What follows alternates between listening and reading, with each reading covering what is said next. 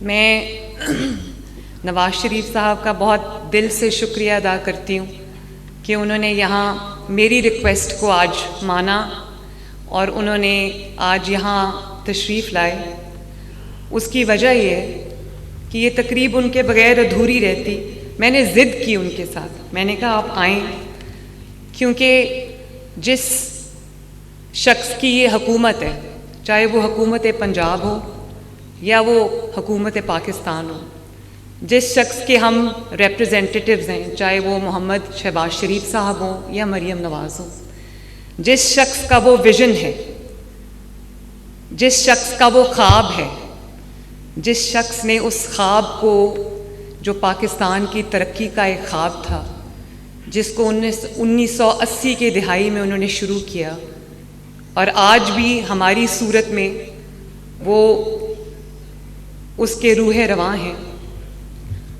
और मैं ये जो अपना घर अपनी छत जो स्कीम है, ये कंसीव भी मोहम्मद नवाज़ शरीफ साहब ने की थी और डेली अपडेट्स भी मेरी मुझसे वो रोज़ जब मैं घर काम ख़त्म करके जाती हूँ तो वो लेते हैं और मुझे ये हिदायत भी करते हैं कि अपना सारा वक्त जो है वो आवाम की खिदमत में सर्व करो और अपने दिमाग में, अपने दिल में ये नीयत करो कि मैं जो करूँगी अल्लाह ताला की मखलूक की बेहतरी के लिए करूँगी। नीयत ये रखो, बाकी अल्लाह ताला ख़ुद मददगार है, ख़ुद कामयाबी देगा। तो आपका एक दफ़ा फिर बहुत बहुत शुक्रिया यहाँ तशरीफ़ लाने का। मैंने जो मेहनत करनी सीखी, आवाम के लिए जो ख्वाब बुनने सीखे, उन ख्वाबों को पूरा करने के लिए जो मेहनत करनी सीखी, उसके पीछे एक लग जाना सीखा, वो भी मैंने मोहम्मद नवाज़ शरीफ साहब से सीखा। तो मुझे आज बहुत खुशी है कि 1.5 महीने की कलील मुद्दत में ये मंसूबा जो है वो आज उसकी पहली जो किस्त है कर्ज़े की, आज हम अपने बहन भाइयों को, बुज़ुर्गों को देने जा रहे हैं। और ये बहुत बड़ा मंसूबा है, तकरीबन 5 साल में कम से कम ये 700 बिलियन रुपए का मंसूबा है। लेकिन नवाज़ शरीफ साहब ने हमेशा मुझसे एक ही बात कही थी, उन्होंने कहा था कि लोगों को घर दे दो रहने के लिए, वो अपना घर बना दें, बाकी अपना काम जो है वो अपना किसी न किसी तरह चला लेंगे। तो हमने इसको एक छोटे लेवल से शुरू किया था, लेकिन आपको ये जान के हैरानगी भी होगी, मुझे खुशी भी हुई कि लोगों का एतमाद है नवाज़ शरीफ साहब की हुकूमत पर कि मेरे पास ज़्यादा लोन नहीं थे इसके लिए और हमने जो रकम मुख्तस की थी वो ज़्यादा नहीं थी, लेकिन तकरीबन 5 लाख एप्लीकेशंस जो हैं वो हमें मौसूल हुई और पंजाब भर से हर डिस्ट्रिक्ट का इसमें उनकी आबादी के तनासब से इक्वल शेयर है। और अभी कुछ दिन पहले हमने इसको लॉन्च किया था, इस पे काम शुरू हुआ था और अल्लाह ताला के फजल से आज हम पहले लोन्स देने जा रहे हैं। ये सब बेनिफिशरीज आपके सामने माशाल्लाह बैठे हैं। मेहरबानी। और जैसे मैंने आपको बताया कि 5 लाख एप्लीकेशंस आई, उनको देखते हुए हमने कम से कम 5 लाख लोन्स देने का फ़ैसला किया है, यानी कि अगले 5 साल में 5 लाख घर जो हैं वो बनेंगे। और ये हुकूमतें अगर ख़ुद बनाएं घर तो उनमें प्रोसीजरल डिलेज़ भी आते हैं, रेड टेपिज़म भी आता है, उसमें कहीं ना कहीं कुछ और मामलात चले जाते हैं, टैक्सेस इंक्लूड हो जाते हैं। इसलिए हमने ये फ़ैसला किया कि पहले मरहले में हम लोगों को उनकी रिक्वायरमेंट के मुताबिक, उनकी ज़रूरत के मुताबिक, अगर वो ज़मीन के मालिक हैं, जैसे आपको अभी ये एक्सप्लेन किया गया कि शहरों में जो 1 से 5 मरले तक और जो रूरल एरियाज़ हैं, देहाती इलाके हैं, उसमें 1 से 10 मरले तक अगर आपके पास ज़मीन है, आपकी मलकियत है या आपकी फ़ैमिली में किसी की मलकियत है, हमने इसका तरीक़ाकार इंतहाई आसान बना दिया है। मेरे पास ये सेक्रेटरी साहब, मैं शाबाश देना चाहूँगी, जो सेक्रेटरी हाउसिंग हैं कैप्टन असद, डीजी फाटा हैं और जो उनकी पूरी टीम है, PITB में इसमें शामिल है, मेरी टीम भी इसमें शामिल है जिसमें सीनियर मिनिस्टर साहिबा और मेरे तमाम रुफ़क़ा इसमें शामिल हैं। मैं सबको शाबाश देना चाहूँगी कि उन्होंने दिन रात इस ख्वाब को हकीकत बनाने में अपना किरदार अदा किया और उसको पॉसिबल बनाया। लेकिन मेरे पास कैप्टन असद जो हैं, वो जब भी क्राइटेरिया, एलिजिबिलिटी क्राइटेरिया जिसको कहते हैं, वो लेकर आए कि ये हम जो है वो एप्लीकेंट से मांगेंगे, मैंने उसके ऊपर बड़े बड़े 2 क्रॉस लगा दिए। मैंने कहा हम कुछ नहीं मांगेंगे, हम एक ID card, valid ID card, आपका जो शनाख्ती कार्ड है वो मांगेंगे, और अगर आपकी मलकियत में ज़मीन है तो वो ज़मीन का कागज़ जो है वो हमें दिखा दें और कर्ज़ा ले जाएं। और ये भी मैं आपको बता दूं कि 15 लाख रुपए तक के कर्ज़े, अभी मेरे साथ एक खातून बैठी थी तो इन्होंने मुझे आप टीचिंग करती हैं ना प्राइमरी, मैं इनको आज पहली बार मिली हूँ। 100% मेरिट पे बैलेटिंग के ज़रिए ये कुरानदाजी जो है वो हर महीने होगी, और 1 साल में कम अज़ कम 1 साल में इंशाअल्लाह ताला 1 लाख कर्ज़े, 1 लाख घर हम देंगे। तो मैं अभी इनसे पूछ रही थी कि आप क्या करती हैं, कहने लगी कि मैं टीचर हूँ।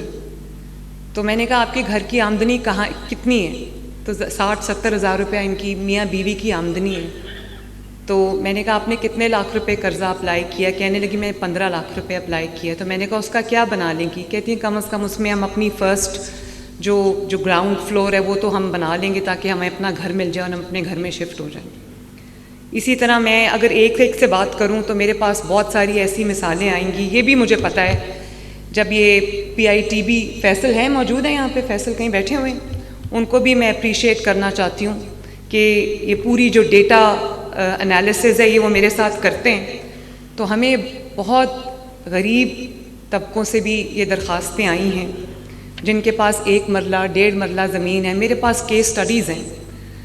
तो हमने ये कोशिश की है, मैंने इनको सख्ती से हदायत की थी कि 15,000 रुपया महीने से बढ़ के किस्त नहीं होगी, तो हम उसको 14,000 महीने पे ले आए हैं। अगर आप 15 लाख रुपया कर्ज़ लेते हैं तो आपको 9 साल में अपना कर्ज़ जो है वो अदा करना है, और सबसे बड़ी बात इसमें ज़ीरो सूद है। कोई सूद, आपको 1 पैसा सूद में नहीं देना। अगर आप 15 लाख रुपए कर्ज़ देते हैं तो 9 साल के बाद, आज से 9 साल के बाद आपको 15 लाख ही कर्ज़ वापस करना है। तो सूद में हम आपको नहीं उलझाएंगे इंशाअल्लाह ताला। हम चाहते हैं कि जेन्युइनली आपकी मदद करे, जेन्युइनली आपके ऊपर बोझ ना पड़े, आपकी जेब पर बोझ ना पड़े, और वो जो महीने का किराया आप देते हैं वो भी आपका 14,000 से ज़्यादा है। तो हमने कोशिश की है कि जो किस्त हम रखें वो कम से कम हो, आपकी जेब पे बोझ ना पड़े, और हर महीने बैलेटिंग होगी, हर महीने बेनिफिशरीज़ और आएंगे और उनको कर्ज़े मिलेंगे। फिर तरीक़ा कार ये होता है कि जब कर्ज़ा अनाउंस हो जाता है, किसी को कोई बेनिफिशरी सिलेक्ट हो जाता है, तो उसको 4 एक साथ में कर्ज़े मिलते हैं, 4 ट्रांशेस में उनको कर्ज़े मिलते हैं। तो मैंने उस पर भी क्रॉस लगा दिया। मैंने कहा कि 2 दफ़ा में आप कर्ज़ा देंगे, आधा एक बार और आधा एक बार, ताकि जो कर्ज़ा लेने वाले लोग हैं उनको दर बदर की ठोकरें अगली किस्त के लिए ना खानी पड़े। और फिर जब आप इकट्ठा सामान कंस्ट्रक्शन का ख़रीदते हैं तो आपको सस्ता भी पड़ता है। 3-3 महीने में अगर आप ख़रीदेंगे तो खुदा न खास्ता आपको तकलीफ़ का सामना पड़ेगा और हम करना पड़ेगा, और हम आपको तकलीफ़ से बचाना चाहते हैं। कोई हिडन इसमें चार्जेस नहीं हैं। 3 महीने पहले महीने से इन्होंने कह दिया था कि हम ये वापस लेंगे। 3 महीने का ग्रेस पीरियड है, आप 3 महीने अपने लें, अपने घर शुरू करें, उसके बाद आपको जो है वो 4थे महीने आपको किस्त जो है वो अदा करनी पड़ेगी। इसको हमने बहुत आसान बना दिया है। हमने जो ऑनलाइन पोर्टल्स हैं उसमें भी आप अपना रजिस्ट्रेशन करा सकते हैं, दरख्वास्त जमा करा सकते हैं। इसी तरह हर शहर के अंदर DC ऑफिस में और हर शहर के अंदर मल्टीपल असिस्टेंट कमिश्नर्स के ऑफिस होते हैं, वहाँ पर भी हमने आपके लिए खुसूसी सेंटर्स कायम कर दिए हैं जिस पे आप जाएंगे। अगर आपको कोई इन्फॉर्मेशन दरकार है, कोई आपको किसी किस्म की असिस्टेंस रिक्वायर्ड है, तो वो भी आपको वहाँ से मिलेगी ताकि आपको तकलीफ़ का सामना ना करना पड़े। फिर इन्होंने कहा कि जी क्योंकि ये कर्ज़ा है तो कोई ऐसा होना चाहिए कि अगर खुदा न खास्ता कोई कर्ज़ा वापस ना करे तो हमारे पास कोई चीज़ गिरवी हो। मैंने इनको कहा कि अपने लोगों पे एतमाद रखें, आपका कर्ज़ा लेके कोई यहाँ से कहीं नहीं भागेगा, इंशाअल्लाह आपका कर्ज़ा वापस आएगा। और एक हमने सस्ता आपका सामने रखते हुए कि आपके ऊपर माली बोझ ना पड़े, एक हमने उसका जो फसाड है घर का, जो आउटलुक है उसकी, वो हमने स्टैंडर्डाइज कर दी है ताकि ये घर जो है वो पहचाने भी जाएं। और तमाम शहरों में आज इंशाअल्लाह ताला ये कर्ज़े दिए जाएंगे। मैं कोशिश मेरी ये है कि कम से कम हर साल 1 लाख हो, लेकिन मैं इसको इंशाअल्लाह बढ़ाने की कोशिश करूँगी। जितने मेरे पास पैसे हैं, आपकी अमानत है, वो आप ही के ऊपर हम खर्च करना चाहते हैं। लेकिन मैं आपको ये ज़रूर कहना चाहती हूँ कि जिस तरह एक माँ को अपने बच्चों की फ़िक्र होती है कि उनके सर पे छत हो, माँ बाप हमेशा पूरी ज़िंदगी काम करते हैं सिर्फ इसलिए कि उनके बच्चों को छत मिल जाए। इसी तरह नवाज़ शरीफ साहब को आपकी छत की फ़िक्र है, इसी तरह मरियम नवाज़ को आपके छत की फ़िक्र है।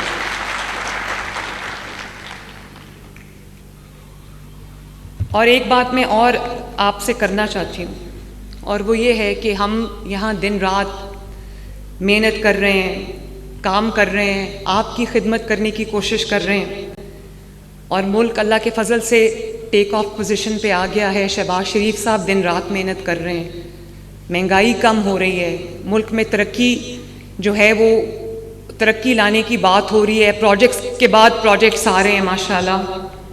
लेकिन अभी भी कुछ लोग इंतशार फैलाने में मसरूफ़ हैं। हम काम कर रहे हैं, दिन रात मेहनत कर रहे हैं, लेकिन अफसोस की बात है कि अपनी ज़िम्मेदारियां पहचानने के बजाय कि वो अपना जो फोकस है वो अपनी ज़िम्मेदारियों पे रखें, अपनी खिदमत में रखें, अपने सूबों के अवाम की खिदमत में रखें, उनका पूरा फोकस जो है वो गालम गलोच पे है। घेराओ, जलाओ, आग लगा दो, मार दो, मर जाओ, पुलिस वालों के सर फाड़ने पे। तो मैं सिर्फ ये कहना चाहती हूँ कि मैं किसी की गालम गलोच का जवाब नहीं देना चाहती, मेरी तरबियत ऐसी नहीं है, और ना मेरे पास वक्त है इन फजूल बातों का, इस फजूल लैंग्वेज का जवाब देने के लिए। अल्लाह ताला ने मुझे खिदमत के लिए यहाँ पे मामूर किया, गाली गलोच के लिए मामूर नहीं किया यहाँ पर मुझे। लेकिन मुझे आज खुशी है इस बात की कि इन्होंने मल्टीपल एहतजाज की कॉल्स दी, बुरी तरह पंजाब में वो फेल हुई। इनको खैबर पख्तूनख्वा से लोगों को पकड़ पकड़ के लाना पड़ता है। पंजाब ने इनकी एक कॉल पे कान नहीं धरे। आज भी इनकी कॉल थी प्रोटेस्ट की, और जेल से उसका हुक्म सादर किया गया था। लेकिन यहाँ पर ये आईजी साहब भी तशरीफ़ रखें, और लोग भी हैं, कहीं दो लोग निकले, कहीं 5 लोग निकले, कहीं 7 लोग निकले। लाहौर में एक जलसा किया, पूरे पंजाब से 2000 बंदा नहीं निकला। क्यों नहीं निकला? अभी इन्होंने पिंडी में कॉल दी, वो ड्रामा किया, इन्होंने वहाँ से चले यहाँ आने लगे, और वो रास्ते में इतना ड्रामा किया गाड़ियों की छतों पर। मेरी पंजाब पुलिस को इन्होंने 6-8 लोगों के पंजाब पुलिस के जो जवान हैं उनके सर फाड़े। दुनिया में कौन सी महज़ब कौम ये करती है, या कौन सी महज़ब जमात या कौन सी हुकूमत ये करती है? अगर आप ये समझेंगे कि आप एक सूबे के मुकाबले में दूसरे सूबे को लाके खड़ा कर देंगे, तो इंशाअल्लाह ताला हम पाकिस्तानी हैं, सूबे बाद में हम ये इंशाअल्लाह होने नहीं देंगे।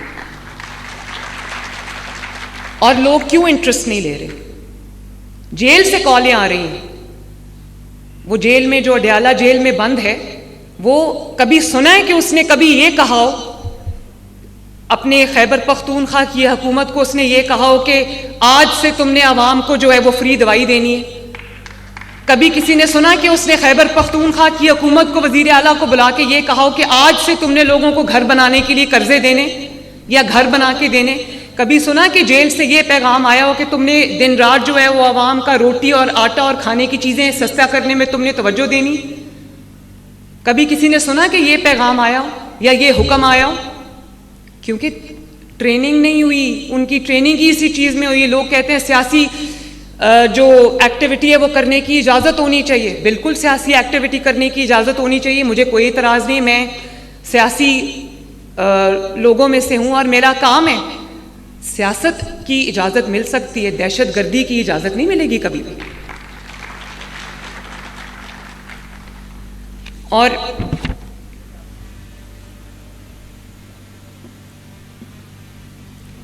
मैंने तो कभी नहीं सुना कि जेल से कभी पैगाम आया हो कि हेल्थ कार्ड दे दो, जेल से कभी पैगाम आया हो किसानों को किसान कार्ड दे दो। मैंने तो कभी ये बातें नहीं सुनी। हमेशा सुना है कि वहाँ पर आग लगा दो, वहाँ पे घेराव कर लो, वहाँ पुलिस वालों के सर फाड़ दो। बड़ी अजीब सी बात है। और आज भी मैं जब अस्पतालों में जाती हूँ, अभी हमने चिल्ड्रंस हार्ट सर्जरी प्रोग्राम शुरू किया है, 15,000 की वेटिंग लिस्ट है गरीब के बच्चे की हार्ट की सर्जरी की। वो हमने कार्ड दिए, अल्लाह ताला के फजल से 200 के करीब वो सर्जरीज हो भी चुकी हैं इतनी कलील मुद्दत में। उसमें से एक बहुत बड़ी तादाद खैबर पख्तूनख्वा के अवाम की है, उन लोगों की जो यहाँ से हार्ट सर्जरी का इलाज कराने आए। तो पंजाब का दिल भी बड़ा है और हम एक मुल्क के वासी हैं। आपने इलाज के लिए आना है, मेरे दिल के और मेरी हुकूमत के और मेरे सूबे के दरवाजे खुले हैं। आपने रोज़गार के लिए खैबर पख्तूनख्वा से यहाँ आना है, मेरे दिल के, मेरे मुल्क के दरवाजे, मेरे सूबे के दरवाजे खुले हैं। आपने पढ़ाई के लिए आना है, हमारे दरवाजे खुले हैं। लेकिन अगर आपको ये सबक दे के यहाँ लाया जाए कि सूबे में जाके आग लगा दो और सूबे में जाके पुलिस के सर फाड़ दो, तो ये मुझे एक्सेप्टेबल नहीं है बिल्कुल भी। ये जो पंजाब की पुलिस के जवान हैं, इनकी जानें मुफ्त में आई हुई हैं। 2014 से हम देख रहे हैं। और ऐसा क्यों हो रहा है? ये पंजाब क्यों आ रहे हैं बार बार? सिर्फ इसलिए आ रहे हैं क्योंकि इनको समझ आ गई है कि पंजाब की हुकूमत अगर चल गई तो इंशाअल्लाह ताला इनको मुंह छुपाने की जगह नहीं मिलेगी, क्योंकि काम शुरू हो गया है। इनको तकलीफ हो रही है कि काम क्यों शुरू हो गया। अपना तो काम का जवाब काम से दे नहीं सकते, क्योंकि काम करना आता नहीं है, क्योंकि काम करना सिखाया नहीं गया। इनको तो तरबियत ही ये हुई है, जो जेल में बैठा उसकी जाने से तरबियत ये हुई है कि तरक्की को रोकना कैसे है, इंतशार कैसे करना है, फितना कैसे करना है, फसाद कैसे फैलाना है। ये जब नवाज शरीफ साहब यहाँ तशरीफ रखते हैं, 2014 के अंदर धरना लेके आए, वो जो SP असमत जुनेजो जो था, दुनिया ने देखा कि किस तरह उन्होंने लाठियाँ मार मार के उसकी हड्डियाँ तोड़ी। और अब जो IG इस्लामाबाद लगे हैं, इस्लामाबाद पुलिस अली, वो ये जब ये अपने लाहौर वाले ज़मान पाक वाले घर से इनको पुलिस गिरफ्तार करने के लिए गई, तो इन्होंने जब पेट्रोल बॉम्ब बरसाए तो वो उसकी आंख पे चोट लगी। वो जवान लड़का है, अब IG इस्लामाबाद है, उसकी आंख ज़ाया हो गई। वो जब मेरे सामने बैठा था, जब मैं नई चीफ मिनिस्टर बनी, मैंने उससे पूछा तुम्हारी आंख को क्या हुआ? उन्होंने कहा ये धरने वालों ने मेरी आंख जो है वो ज़ाया कर दी। अब वो थोड़ी देर के बाद इलाज के लिए जाता है और अपनी आंख का इलाज करा के आता है। तो इनकी ट्रेनिंग इन चीज़ों में हुई हुई है। इनका एक ही मकसद है कि पाकिस्तान को नहीं चलने देना। तो अब मुझे खुशी है इस बात की कि अवाम का जो रिस्पॉन्स आ रहा है, उससे मुझे खुशी इस बात की है कि अल्लाह ताला के फजल से ये जो धरने की, फसाद की, जो घेराव जलाओ, इंतशार, फितना की सियासत है, वो अपना दम तोड़ रही है। और बहुत साल बाद जो है वो बात प्रोग्रेस की शुरू हो गई है, तरक्की की शुरू हो गई है, कामयाबी की शुरू हो गई है। तो मुझे उम्मीद है कि बहुत जल्दी ये किस्सा पारीना बन जाएंगे इंशाअल्लाह ताला।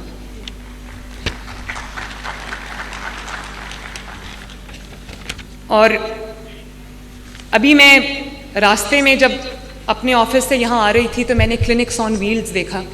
अक्सर देखती हूँ, कभी रिंग रोड पे, कभी कहीं। मुझे ये जो घर जाके आपके मोहल्लों में, आपके दरवाजे पे, आपकी डोर स्टेप पे जाके क्लिनिक्स ऑन व्हील्स जो हैं वो जब आपका इलाज करती हैं, तो मुझे बहुत खुशी होती है कि मैंने जो मैं कर सकी वो मैंने आपको आपके घर की दहलीज पे मैंने प्रोवाइड किया अल्लाह ताला के फजलो करम से। और आप ये भी देखो, आज मैं सुबह डेंगू पर मीटिंग कर रही थी। रावलपिंडी में डेंगू की जो वबा है वो कुछ फैली है, तो उन्होंने मुझे बताया कि हमने बहुत हद तक control in clinics on wheels की वजह से किया है, क्योंकि ये गली गली, महल्ले महल्ले, घर घर जा रही हैं, स्क्रीनिंग हो रही है लोगों की माशाल्लाह। और आखिर में मैं फिर ये कहूँगी कि इस मुल्क को आगे बढ़ने दो, इस मुल्क को तरक्की करने दो, लोगों को घर बनाने दो, लोगों को ज़िंदगी में आसूदगी, आसाइश, आराम, आसानी आने दो। इस शेर के साथ मैं अपनी तकरीर को ख़त्म करूँगी। लोग टूट जाते हैं एक घर बनाने में, लोग टूट जाते हैं एक घर बनाने में। तुम तरस नहीं खाते बस्तियाँ जलाने में?